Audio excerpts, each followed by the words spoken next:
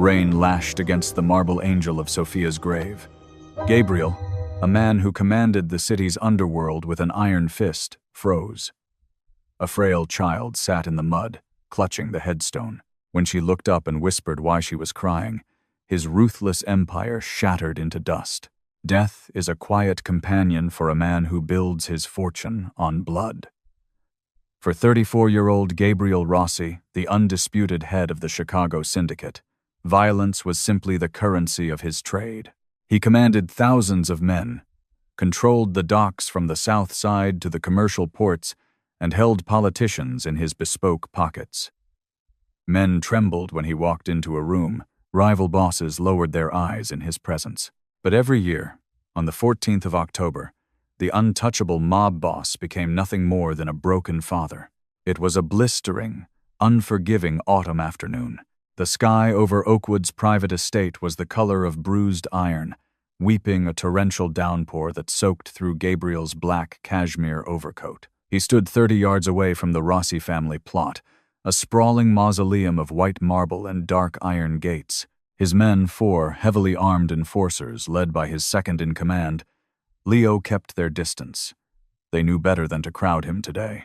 Today was the 3rd anniversary of the day Gabriel's soul had died.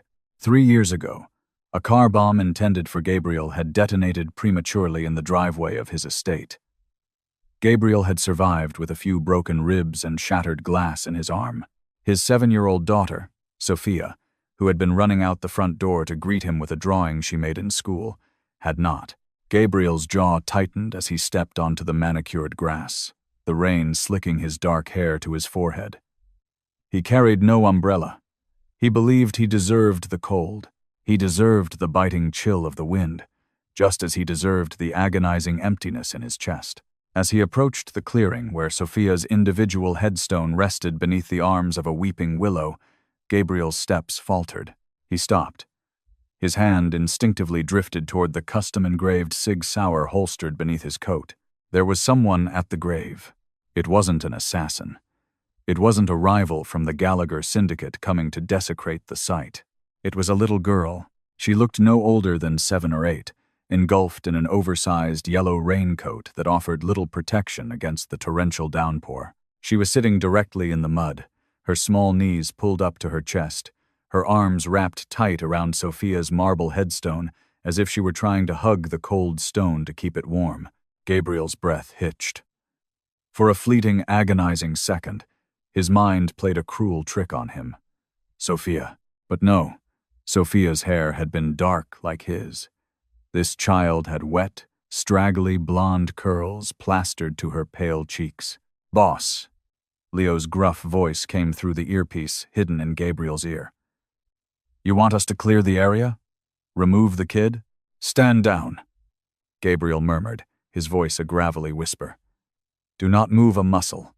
Gabriel stepped closer, his polished leather shoes sinking into the mud. He moved silently, the predatory grace that made him a lethal fighter now entirely focused on not startling the child. As he closed the distance, he could hear it, a quiet, heart-wrenching sobbing that barely cut through the sound of the rain. He stood over her, casting a massive shadow that blocked out the worst of the wind. "You shouldn't be out here in the rain, Piccola," Gabriel said. His voice, usually sharp enough to cut glass, was surprisingly soft. It was a voice he hadn't used in 3 years. "It's cold." The little girl flinched, turning her head to look up at him.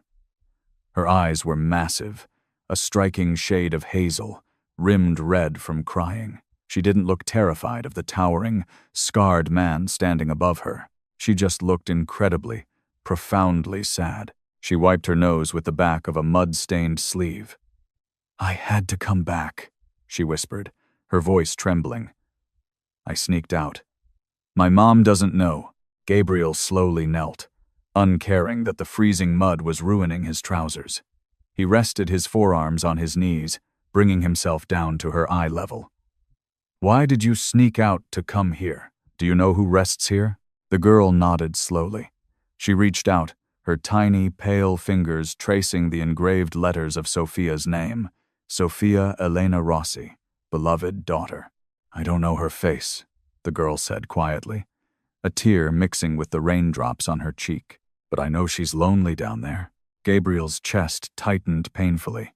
He swallowed the lump in his throat. Who are you? I'm Mia, she said. She sniffled, looking directly into Gabriel's dark, dangerous eyes. Are you her daddy? Gabriel felt a tear of his own break free, sliding hot down his cold cheek. Yes, I am her daddy. Mia's bottom lip quivered. She uncrossed her arms from the headstone and brought her right hand to her own chest, pressing her palm flat against the bright yellow plastic of her raincoat, right over her heart. I'm sorry, Mia whispered, her voice breaking into a fragile sob. I didn't want to cry, but she's crying. My chest hurts so much when I come near here. The girl inside me, she tells me she misses you, Papa. The world stopped spinning. The rain ceased to make a sound. Gabriel couldn't breathe. He stared at the child's hand pressed against her chest. The girl inside me, 3 years ago, in the chaotic, blood-soaked aftermath of the bombing, the doctors at Mercy General had told Gabriel that Sophia's brain activity had ceased, but her heart, her strong, perfect little heart, was still beating. In a haze of unimaginable grief, Gabriel had signed the paperwork. He had authorized an anonymous organ donation, demanding only that the recipient be a child on the brink of death. He had never wanted to know who took it. He couldn't bear the thought of seeing another child live while his daughter was lowered into the earth. Papa. Sophia was the only person in the world who had called him that. Gabriel let out a choked, broken sound. The ruthless Mafia boss, the man who had ordered the execution of 30 men without blinking, collapsed forward. He wrapped his massive arms around the little girl in the yellow raincoat, pulling her small, fragile body into his chest. He buried his face in her wet blonde hair and wept. Against his own chest, he could feel it. Thump, thump, thump, his daughter's heartbeat. Gabriel didn't know how long he stayed, kneeling in the mud, holding the child who carried his daughter's life inside her chest. For the first time in 36 months, the deafening roar of vengeance in his mind was silenced, replaced entirely by the steady, rhythmic drumming against Mia's ribs. He pulled back gently, his large hands resting on her small shoulders. Her hazel eyes stared up at him, wide and understanding in a way no 7-year-old should ever have to be. Mia! The frantic, terrified scream tore through the heavy curtain of rain, breaking the fragile spell. Gabriel's instincts, honed by decades of survival in the criminal underworld, snapped instantly back into place. He rose to his full height in one fluid motion, shielding the child behind his broad frame, his hand resting on the grip of his weapon. Through the mist and the weeping willows, a woman was running. She was slipping in the wet grass, her coat unbuttoned and flapping wildly in the wind. She was breathing heavily, panic radiating from every desperate line of her body. Behind Gabriel, Leo and Dante materialized like ghosts from the shadows, their hands inside their coats, eyes locked on the approaching figure. Gabriel raised a single finger, silently ordering his men to stand down. The woman skidded to a halt a few yards away, her eyes wild as she took in the scene. She looked to be in her late 20s. Her hair was a chaotic tumble of wet, dark waves, and her pale skin was stark against the bleak backdrop of the cemetery. She wasn't dressed like the wealthy patrons who usually visited Oakwoods. Her boots were worn, and her coat was cheap wool, soaked through. "Mia!" the woman gasped, her voice cracking with terror as she spotted the yellow raincoat peeking out from behind Gabriel's massive legs. She took a step forward. "Oh my God, Mia.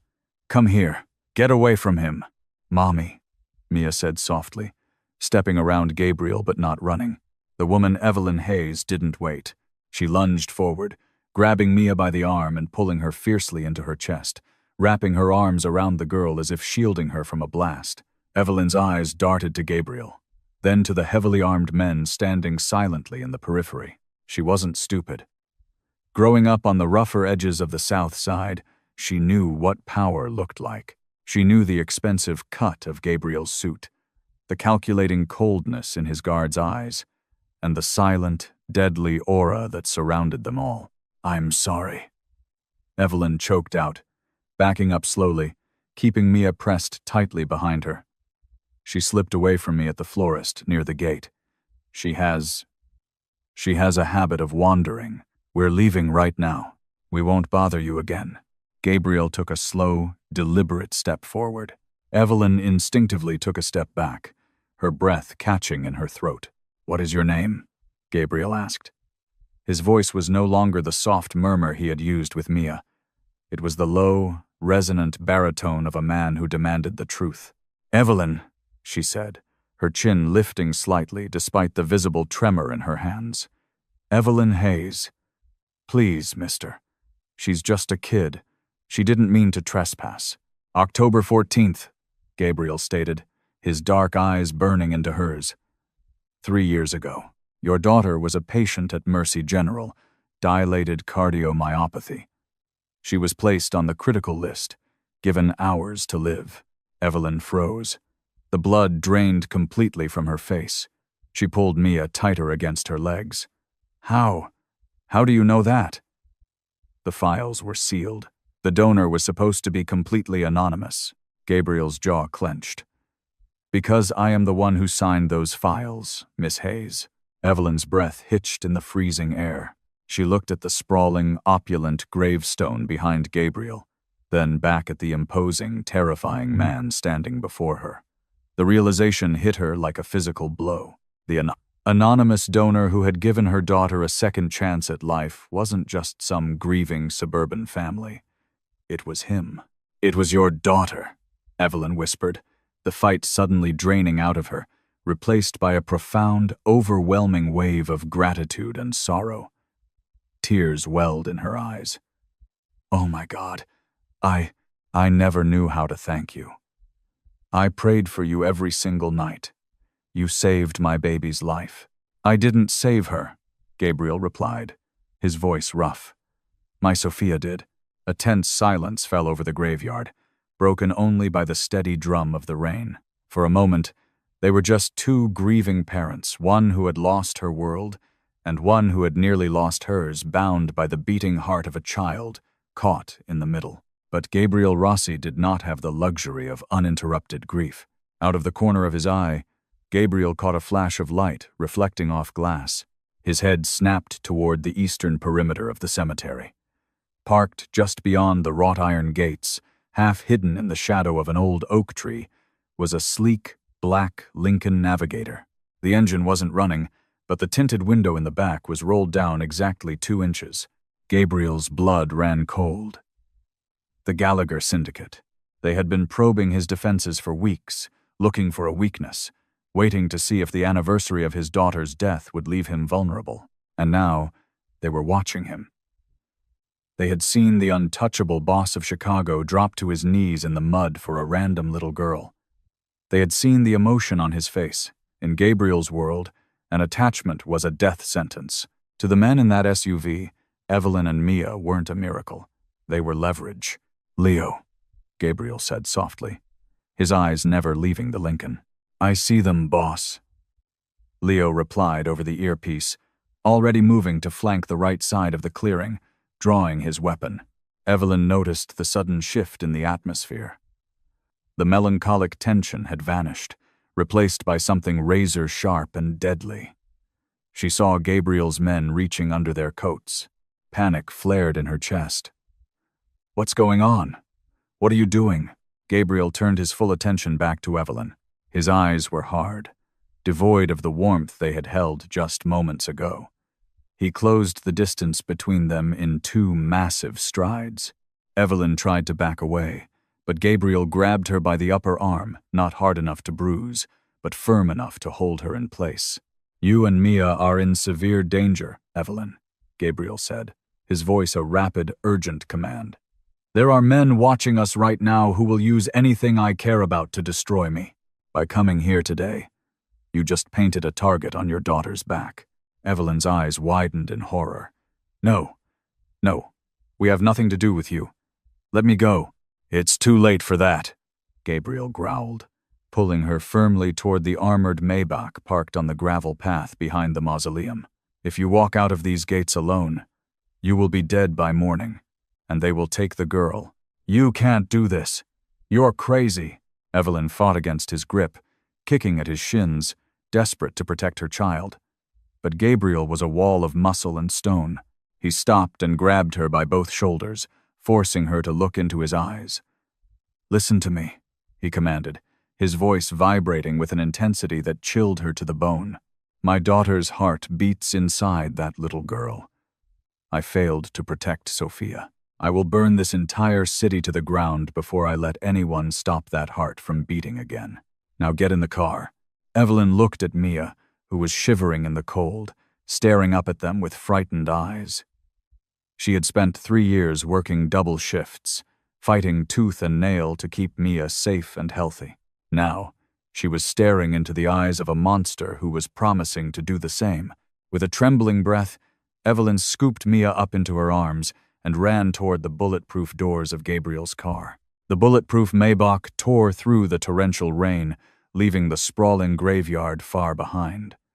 Inside the soundproof cabin, the silence was suffocating. Evelyn sat rigid, clutching Mia to her chest, her eyes darting across the dark, tinted windows, as if expecting a hail of bullets at any second. Across from them, Gabriel Rossi sat completely still, his dark eyes fixed on the city blurring past. He looked less like a savior and more like a predator evaluating his territory. They bypassed Evelyn's cramped 2-bedroom rental in Pilsen entirely, heading north toward Highland Park. 40 minutes later, the massive iron gates of Gabriel's lakeside fortress groaned open. The estate was a sprawling compound of gray stone and slate, surrounded by 12-foot walls and patrolled by armed guards holding Belgian Malinois dogs. It wasn't a home. It was a citadel. As the car idled to a stop beneath a cavernous portico, Evelyn finally found her voice. It trembled, but the fierce, protective anger of a mother cut through her fear. "You can't just kidnap us," she hissed, keeping her voice low so as not to frighten Mia, who had fallen asleep against her shoulder. "I have a job. I have rent. Mia has a life. You're insane if you think I'm staying in this Mafia compound." Gabriel didn't blink. "Your apartment in Pilsen is already compromised. By tomorrow morning, Declan Gallagher's men will have kicked in your door. If you are there, they will put a bullet in your head and take the child to use as a bargaining chip. You are not a prisoner here, Evelyn. You are surviving. Mia requires a strict medical regimen." Evelyn fired back, her panic rising. "She takes tacrolimus twice a day to stop her body from rejecting the heart. We go to Northwestern Memorial Hospital for bi-weekly blood panels. You can't just lock a transplant patient in a fortress. She'll die without her doctors." For the first time since the graveyard, a flicker of genuine emotion crossed Gabriel's stoic features, a flash of pure, unadulterated terror at the thought of that heart stopping. He leaned forward, his massive frame closing the distance between them, smelling of rain, gunpowder, and expensive cedar cologne. "I have billions of dollars at my disposal, Miss Hayes," Gabriel said, his voice dropping to a low, absolute rumble. "I own the chairman of the board at Northwestern Memorial. By the time you wake up tomorrow, Dr. Arthur Pendleton, the chief of pediatric cardiology, will have a fully equipped, sterile clinic set up in the east wing of this house. Her medication will be flown in directly from the manufacturer. She will not miss a single pill. She will not miss a single blood draw." Evelyn stared at him, the reality of his power crashing over her. He wasn't exaggerating. He was a man who reshaped reality to fit his will. Over the next 2 weeks, the Highland Park estate became a gilded cage. Evelyn and Mia were given the entire top floor of the south wing. True to his word, Gabriel transformed a massive guest suite into a state-of-the-art medical facility. Dr. Pendleton arrived every Tuesday and Friday, flanked by Gabriel's heavily armed enforcers, to check on Mia's vitals. But the hardest adjustment wasn't the guards or the isolation. It was the haunting, unspoken grief that saturated the walls. Gabriel avoided them. He worked in his ground-floor study, orchestrating a brutal shadow war against the Gallagher syndicate, leaving early and returning late. Yet, Evelyn felt his presence everywhere. She noticed that all the sharp corners of the furniture in the main living areas had been padded. She noticed a dusty, untouched playroom at the end of the hall, its door locked tight. One evening, unable to sleep, Evelyn wandered down to the massive industrial kitchen for a glass of water. She stopped short in the doorway. Gabriel was sitting at the marble island, a glass of amber whiskey in his hand. He wasn't wearing his usual armor of a tailored suit. He was in a simple black t-shirt and dark trousers, looking exhausted, the shadows under his eyes stark in the dim overhead light. On the floor, a few feet away, completely unaware of the dangerous man brooding above her, Mia was sitting cross-legged, drawing on a piece of printer paper with a blue crayon.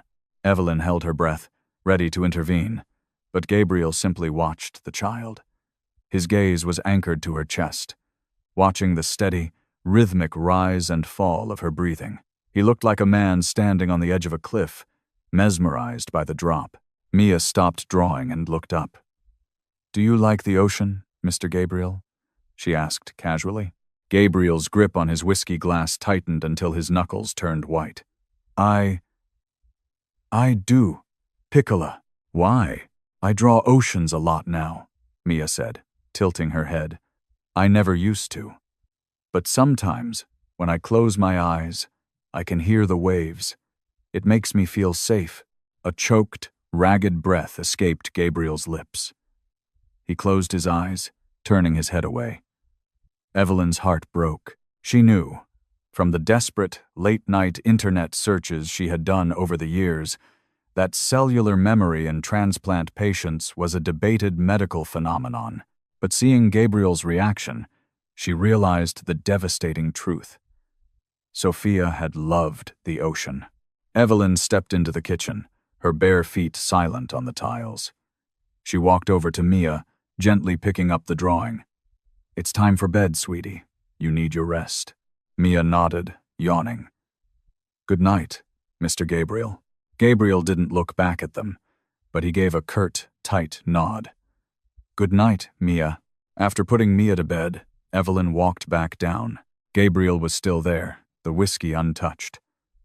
She poured herself a glass of water and sat on the stool opposite him. "You're torturing yourself," Evelyn said softly. Gabriel finally looked at her. The cold, ruthless mob boss was gone, replaced by a hollowed-out father. "She used to drag me to the lakefront every Sunday. Rain or shine. She collected sea glass." His voice was barely a whisper. "I hear her in your daughter's voice, Evelyn. I see her in the way she breathes. It is a miracle, and it is a waking nightmare." Evelyn reached across the marble counter, her small, warm hand hesitantly covering his large, scarred one.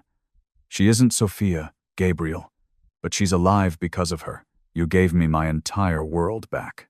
Don't let the grief make you blind to the life you saved." Gabriel looked down at her hand, feeling the surprising warmth of her touch. For 3 years, no one had dared to touch him with anything but fear or violence. The physical contact sent an unfamiliar jolt through his chest. He met Evelyn's eyes, fierce, resilient, and deeply empathetic. Before he could respond, the heavy mahogany doors of the kitchen burst open. Leo, Gabriel's second-in-command, strode in, his face a mask of grim urgency. He didn't even apologize for the intrusion. "Boss," Leo said, his voice tight. "We have a massive problem." Gabriel's demeanor flipped instantly from vulnerable to lethal. He stood up, towering over the island, his hand instinctively dropping to the holster at his waist. "Report." "It's Gallagher," Leo said, glancing nervously at Evelyn before turning his focus entirely to his boss. 10 minutes ago, his crew firebombed an apartment building in Pilsen, specifically Unit 4B. Evelyn dropped her water glass. It shattered against the tile floor, water and glass exploding outward. Unit 4B was her apartment. "Was anyone hurt?"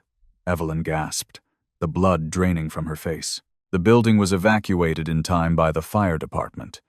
But your unit is ash," Leo replied. He turned back to Gabriel. "They left a message spray-painted on the alley wall below. We know what you're hiding, Rossi. We want the heart.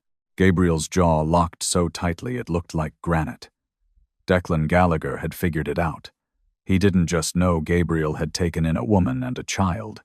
He knew why. In the twisted, psychological warfare of the Chicago Syndicate, destroying the living vessel of Sophia Rossi's heart would be the ultimate victory. A way to kill Gabriel's daughter a second time and break the Rossi Empire's morale forever. "Evelyn," Gabriel ordered, his voice echoing with absolute authority. "Go upstairs. Lock the reinforced door to the south wing. Do not come out until I tell you to." Evelyn didn't argue. The reality of her situation had just detonated.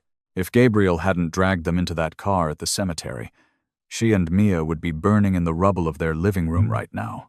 Over the next 48 hours, the Highland Park estate went into total lockdown. Gabriel called in 70 additional men, fortifying the perimeter with tactical precision. But the siege wasn't their biggest problem. On Thursday morning, a brutal winter storm rolled off Lake Michigan, grounding all private flights and severely delaying ground transport. Dr. Pendleton called Gabriel's secure line in a panic.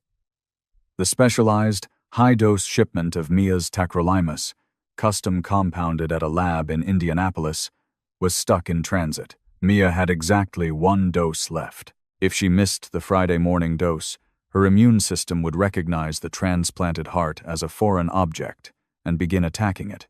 Acute cellular rejection would follow within hours. "The courier is stuck at a distribution hub in Hammond, Indiana," Leo reported, pacing Gabriel's study. "The roads are icing over, and Gallagher's spotters are watching the interstates. If we send a massive convoy, they'll know exactly what we're protecting. They'll ambush it." Gabriel stood by the window, watching the freezing rain lash against the glass. He imagined Mia upstairs, her small chest rising and falling, completely unaware of the biological time bomb ticking inside her. "We don't send a convoy," Gabriel said quietly, turning around. His eyes were devoid of mercy. "We send a decoy convoy north toward Wisconsin to draw Gallagher's heavy hitters. I will go to Hammond myself, in an unmarked vehicle, and bring the medication back." "Boss, that's suicide," Leo protested. "If Declan finds out you're alone in the storm, I won't be alone."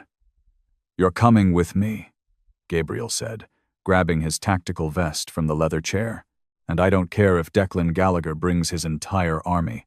Nobody stops that medicine from reaching this house." The journey to Hammond was a nightmare of black ice and blinding sleet. Gabriel drove a battered, nondescript Ford pickup truck, with Leo riding shotgun, an AR-15 resting across his knees. They reached the distribution hub just past midnight, securing the insulated medical lockbox without incident. But as they pulled out of the industrial park to head back to Chicago, a pair of heavy-duty SUVs roared out of an adjacent alley, their high beams blinding them in the storm. "Ambush!" Leo yelled, chambering around. Gunfire erupted, shattering the back window of the pickup. Gabriel slammed on the accelerator, the truck fishtailing violently on the ice. He didn't panic. His mind went into the cold, calculated hyper-focus that had made him the most feared man in the city. "Take the wheel," Gabriel barked. Leo reached across the console, grabbing the steering wheel as Gabriel drew his Sig Sauer, kicked his door open into the howling wind, and hung halfway out of the speeding truck. He aimed down the sights, ignoring the biting cold and the bullets sparking against the metal frame. He fired 3 rapid, precision shots. The driver of the lead SUV slumped forward. The massive vehicle swerved violently, clipping a concrete barrier and flipping spectacularly into the icy ditch, bursting into a fireball that illuminated the storm. The second SUV slammed on its brakes, the surviving attackers deciding that a suicide mission against the boss of Chicago wasn't worth the paycheck. Gabriel pulled himself back into the cabin, slamming the door shut. His left shoulder was bleeding profusely where a piece of shrapnel had torn through his coat, but his right hand was clamped firmly over the medical lockbox. "Drive," Gabriel grunted, breathing heavily. They made it back to the estate at 4 a.m. Evelyn was waiting in the grand foyer, pacing uncontrollably. When the front doors opened and Gabriel walked in, covered in freezing rain and blood, holding a small white cooler, she let out a sob of relief. He walked straight past his medical team, straight past his guards, and stopped in front of Evelyn. He pressed the cooler into her trembling hands. "She won't miss her dose," Gabriel rasped, his face pale from blood loss. Evelyn looked from the cooler to the dark stain spreading across Gabriel's shoulder. The terrifying Mafia boss had just bled for her child. He had risked his empire and his life for a little girl who wasn't his. "You're hurt," Evelyn whispered, her voice cracking. "It's nothing," he muttered, swaying slightly. Evelyn didn't think. She reached out, wrapping her arm around his uninjured waist to steady his massive frame. She looked up into his dark, exhausted eyes, feeling an undeniable, terrifying shift in her chest. She wasn't just grateful to him anymore. The fear was gone, replaced by a fierce, magnetic pull toward the broken man beneath the armor. "Let me help you," she said softly, refusing to let him pull away. For the first time in his life, Gabriel Rossi didn't fight back. He leaned into her touch, and in the quiet sanctuary of the blood-stained foyer, the ghost of his past finally made room for the desperate, undeniable pulse of the present. The bullet wound was clean, a grazing strike that had torn through the muscle of Gabriel's left shoulder without shattering the bone. In the quiet sanctity of his ground-floor study, Evelyn stood close to him, her hands surprisingly steady as she cleaned the laceration with antiseptic from the estate's trauma kit. Gabriel sat on the edge of his leather mahogany desk, stripped of his shirt, his heavily scarred torso illuminated by the amber glow of a desk lamp. He watched Evelyn's face. She was deeply focused, her brow furrowed, her dark hair falling softly over her shoulder. She didn't flinch at the sight of his scars, the bullet wounds and knife marks that mapped a lifetime of violence. Instead, her touch was profoundly gentle, an anchor in the storm of his chaotic existence. "You could have died tonight," Evelyn whispered, taping a pristine white gauze pad over the stitches Dr. Pendleton had just finished placing. Her voice was thick with unshed tears. "You didn't have to go yourself." "I did," Gabriel replied, his voice a low, gravelly vibration in the quiet room. He reached up with his uninjured right arm, his large hand gently capturing hers against his chest. "There is a leak in my organization, Evelyn." Declan Gallagher knew the exact route of that medical courier. He knew the time. The only people who had that manifest were my top capos and Chicago PD Commissioner Sullivan, whom I pay generously to keep the interstates clear. "Someone sold us out." Evelyn looked up, her breath catching as she met his intense, dark eyes. "If there's a traitor, then we aren't safe here either." Gabriel's thumb brushed softly over her knuckles. "You are safe, because tonight, the war ends." He stood up, towering over her, the lethal energy returning to his frame. "I know who the rat is, and I am going to use him to bury Gallagher." The twist had unraveled in Gabriel's mind on the icy drive back from Hammond. Silas, the lieutenant in charge of the Rossi family's operations at Navy Pier, was the only man who had requested a sudden shift change earlier that evening. Gabriel had fed Silas a piece of false information just before leaving, a fabricated vulnerability in the estate's security grid, suggesting the power would be cycled for maintenance at 3 a.m. Declan Gallagher wouldn't attack the fortress directly, but he would try to ambush Gabriel's men while they were distracted. Gabriel didn't wait for them to come. He set the trap on his own terms. At 2 a.m., the subterranean bowels of Lower Wacker Drive were a desolate stretch of concrete pillars and flickering fluorescent lights. The air smelled of exhaust, damp earth, and impending death. Gabriel stood in the center of the subterranean road, his dark overcoat concealing his freshly bandaged shoulder and the weapons strapped to his chest.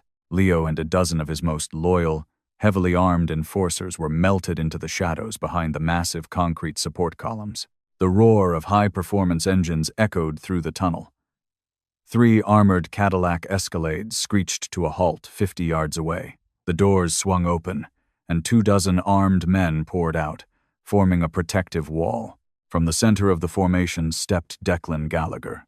He was a vicious, unpredictable man, with a jagged scar running down his jawline and a supreme arrogance that blinded him to his own fatal flaws. He smirked, holding a suppressed pistol at his side. Beside him, trembling uncontrollably, was Silas. "I have to admit, Rossi," Declan called out, his voice echoing off the concrete. "I thought taking you down would be harder. But you went soft.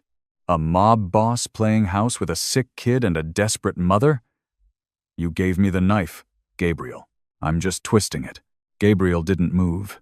His expression was carved from ice. "You bought a traitor, Declan, but you forgot one crucial detail about my organization. I don't trust anyone who asks for a day off during a war." Declan's smirk faltered. He glanced at Silas, who suddenly realized he had been played. "You think you cornered me down here?" Gabriel's voice dropped, echoing with terrifying authority. "You are standing over a rigged gas line that my men severed 20 minutes ago. Every exit behind you has been blocked by my armored trucks. You didn't ambush me, Declan. You walked into a tomb." Panic rippled through Gallagher's men. Declan raised his weapon, his eyes wide with sudden realization. But Gabriel was faster. The movement was a blur of calculated violence. Gabriel drew his Sig Sauer and fired 2 consecutive, deafening shots. The first bullet struck Silas in the chest, the price of betrayal paid in full. The second bullet hit Declan Gallagher squarely between the eyes before the rival boss could even pull his trigger. Declan collapsed onto the cold concrete. Without their leader, the Gallagher men froze. Leo and Gabriel's enforcers stepped out from the shadows, their laser sights painting the surviving rivals in a sea of red dots. "Drop your weapons," Gabriel commanded, his voice slicing through the ringing silence of the tunnel. "Gallagher is dead. His territory belongs to the Rossi Syndicate now. Surrender, or join him." One by one, the clatter of heavy weaponry echoed against the pavement. The war was over. The king had defended his castle. By the time Gabriel returned to the Highland Park estate, the brutal winter storm had broken, leaving behind a crisp, silent blanket of white snow over the manicured grounds. The sun was just beginning to rise over Lake Michigan, casting a brilliant golden light across the water. Gabriel walked through the heavy front doors, stripping off his blood-spattered overcoat. He was exhausted, his body aching, but the crushing weight that had sat on his chest for 3 years was completely gone. He walked into the massive living room and stopped. Evelyn was asleep on the plush velvet sofa, curled up under a thick blanket. Tucked securely against her side was Mia, her blonde curls splayed over the pillow, her small chest rising and falling in a steady, perfect rhythm. Gabriel knelt beside the sofa. He reached out, his calloused fingers gently brushing a stray curl from Mia's forehead.